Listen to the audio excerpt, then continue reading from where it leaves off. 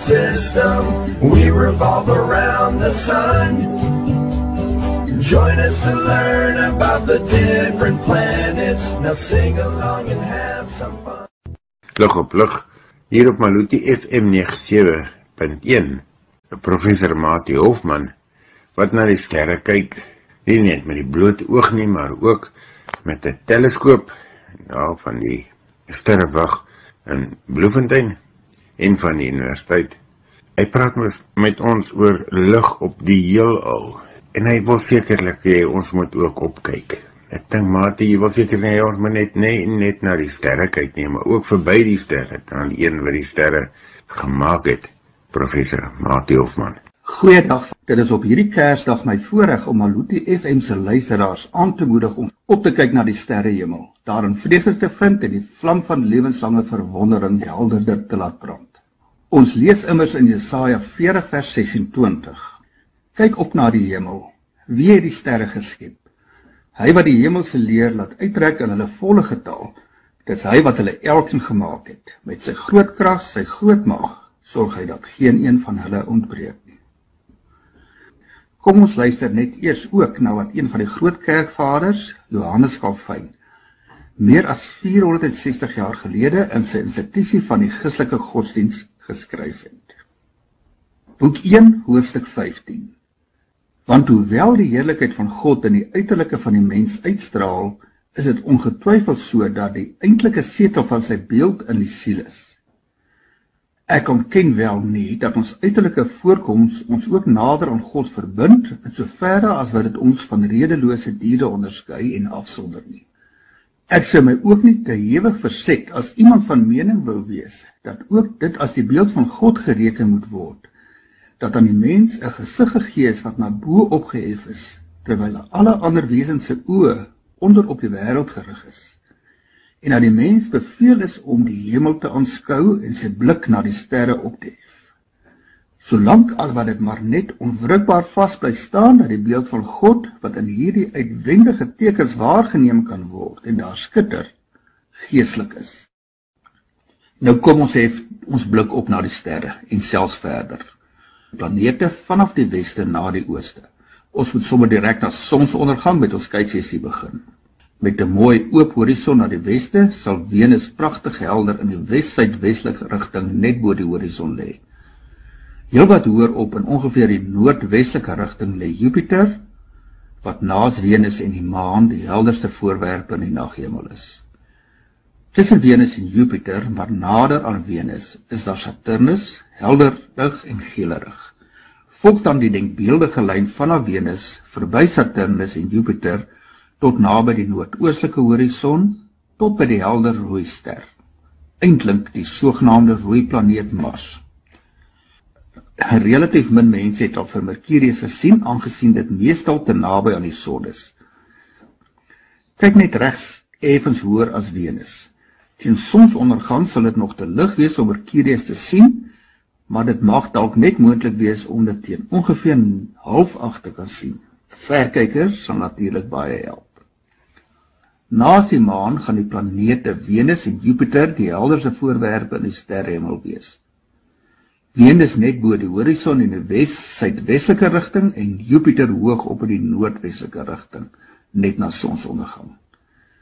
Saturnus vertoon geelerig tussen Venus en Jupiter, en reg oor die sterrehemel in die noordooste vind ons die rooi planeet Mars, nie te ver bo die horison nie.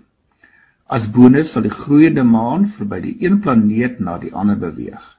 Vanaand vanaf onder Saturnus teen 29 Desember by Jupiter en teen 3 Januarie verby Mars. Soos reeds genoem is Mercurius net regs bo Venus, met moeite nog vir enkele dae sigbaar, maar dit sal moontlik 'n verkyker verg. Sover het ons op die verste tot by Saturnus gekyk, ongeveer 10 maal verder as die son, oftewel ongeveer 1500 miljoen kilometer. Lig neem ongeveer 8 minute om van die son tot by die aarde te beweeg. Ons sê die son is 8 ligminute ver. Saturnus is dus ongeveer 80 ligminute van ons af. maar dit is nog niks teenoor die sterre nie. Ek kan my voorstel dat luisteraars vreeslik graag 'n sterkaart sal wil sien wat hulle in hulle kyksessie begelei. Gaan Google gerus heavens-above.com. heavens-above.com. Soek jou naaste dorp in die plekdatabasis en gaan dan na die Interactive Sky Chart. Sommige van ons sal dalk die kleinkinders moet naderroep om die ligting te kan kies. Dan is daar ook nog die Sky Guide Africa self vir 2023, wat in van die bekende boekwinkels as 'n hulpmiddel te koop is. Hierdie planete was van die antieke tye af aan die mensdom bekend. Die woord planeet is afgelei uit die Griekse woord planetes, wat swerwer beteken. Die sterrekundiges kon duidelik waarneem hoe die planete teenoor die vaste sterre in die agtergrond beweeg. Die sterre beweeg wel ook relatief tot mekaar, maar dit verg baie noukeurige waarneming oor lang genoeg tydperke om die beweging deur teleskope te kan waarneem. Oor die tydperk van 'n mens se leeftyd sal ons by die blote oog geen verandering in die posisies van die sterre ten opsigte van mekaar kan waarneem nie. Dit is weens hierdie rede wat ons nog vandag dieselfde sterpatrone kan sien as die mense van antieke tye. Dit is waar die konstellasies vandaan kom. Ons lees byvoorbeeld in Job 38 vers 32, waar die Here met Job praat, sou jy die 7 ster met 'n band kon vasloop of die band van Orion kon losmaak? Dit is meer as 2400 jaar gelede geskryf en in hierdie somerseisoen kan ons vroegaand na presies daardie selfde sterpatrone gaan kyk. Gaan kyk eers na sonsondergang na die planete soos wat ek reeds verduidelik het. Dan, vanaf ongeveer 7:15 sal die helder 3 konings duidelik net noord van oos bo die horison sigbaar wees. Die 3 konings verteenwoordig die band van Orion, waarvan ons in Job 38 vers 32 lees. Die 7 ster is vandag meer algemeen bekend as die 7 susters, maar wag tot so na 8 namiddag om die pragtige stergroepie net links bo die rooi planeet Mars in die noordooste te kan sien.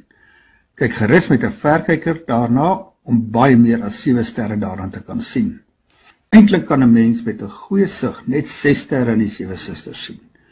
Waarskynlik het een van die sterre iewers in die verlede donker geword.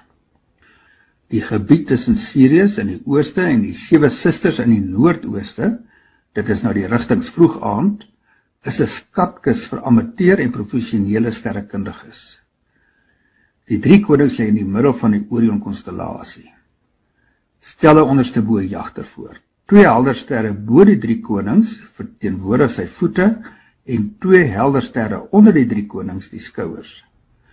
Dan is daar ook 'n groepie dowwe sterre wat sy kop verteenwoordig en 'n groepie dowwe sterre regs bo die 3 konings wat die punt van Orion se swaard verteenwoordig. Die helderste van die 2 skouers, amper reg onder die 3 konings, is rooierig. Dit is die rooi reus Betelgeuse. Aan die teenoorgestelde kant van die 3 konings as Betelgeuse is weer die helder wit ster Rigel, wat weer een van die 2 voete van Orion is. Met 'n verkyker kan mens 'n gaswolk, bekend as die groot Orion-nevel, in die punt van Orion se swaard sien. Dit is net regs bo die 3 konings.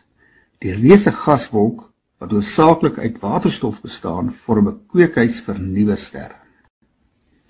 Ek het vroeër genoem dat die planeet Saturnus ongeveer 80 ligminute vanaf die aarde is.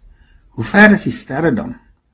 Selfs na die groot omwenteling in die sterrekunde wat na Galileo se eerste waarnemings van die hemelvoorwerpe deur 'n teleskoop in 1609 gevolg het, het die sterrekundiges nog geen benul gehad oor die afstande na sterre nie, behalwe dat dit so ver was dat die groot hoeveelheid leerruimte tussen die planete en die sterre deur baie as absurd beskou was. Eers in 1838 is daarin geslaag om die afstande na die sterre te meet. Ons weet vandag dat die sterre in ons Melkweg vanaf enkele ligjare tot 10.000 ligjare van ons af is.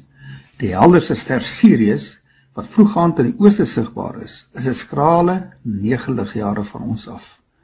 Daarteenoor wissel die afstand na die 3 konings tussen ongeveer 900 en 1100 ligjare. Die 3 konings het Arabiese name, van links na regs, soos wat ons hulle vroegaand sien, Mintaka, Alnilam en Alnitak. Die Orionnebel en Orion se swaard is ongeveer 1500 ligjare ver. Ons fokus nou op nog een groepie sterre in die Orion-omgewing, die mooi Hyades sterswerm.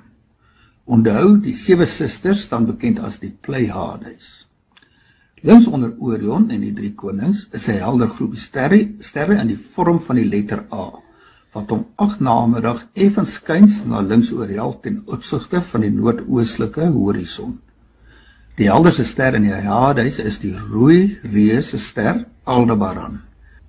Dit is die regter onderkantste ster van die A. Die Hyades verteenwoordig die kop van Taurus, die bul, wat in die mitologie in 'n geveg met Orion is. Aldebaran verteenwoordig die rooi oog van Taurus. Heel opwindend is die rooi planeet Mars tans net links onder Aldebaran.